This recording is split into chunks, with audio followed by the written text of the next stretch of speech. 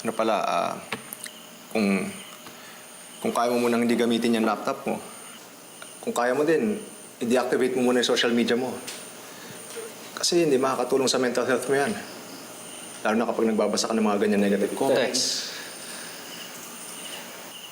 Naniniwala ka ba sa mga ngatok? Naniniwala ka ba na sila gumawa nito? Sa totoo lang, Nak.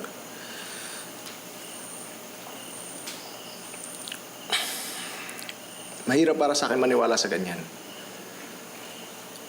Lalong-lalo na ako. Sa medical field ako nagtatrabaho.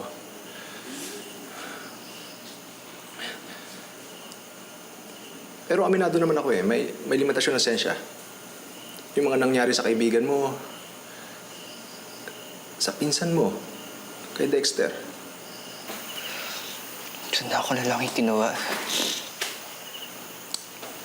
Naku, huwag mo sabihin yan. Sana ako na lang ikinuha. Naku, huwag mo sabihin yan. Ako na lang. Di ako papayag na may mangyaring masama sa'yo. Ako na lang. Protektahan kita sa abot na makakaya ko na. Huwag mo sabihin yan. Ako na lang. Sana ikinuha. Ang Brusyo.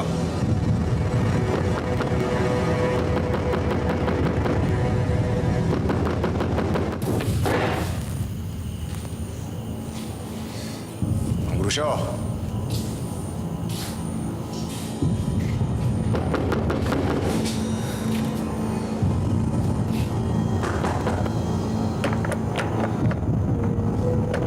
Ang Brusyo.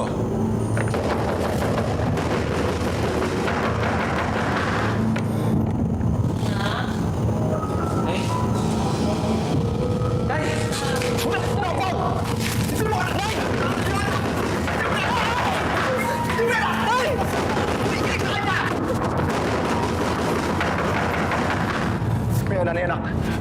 Sino ka? Huwag mo kami guguluhin dito!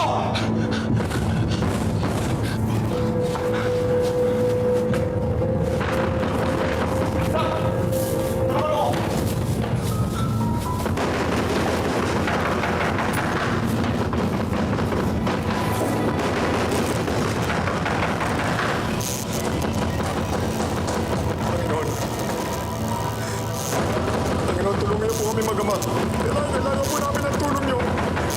Kailangan po namin yung mabuti pag-aalam Panginoon sa Kristo.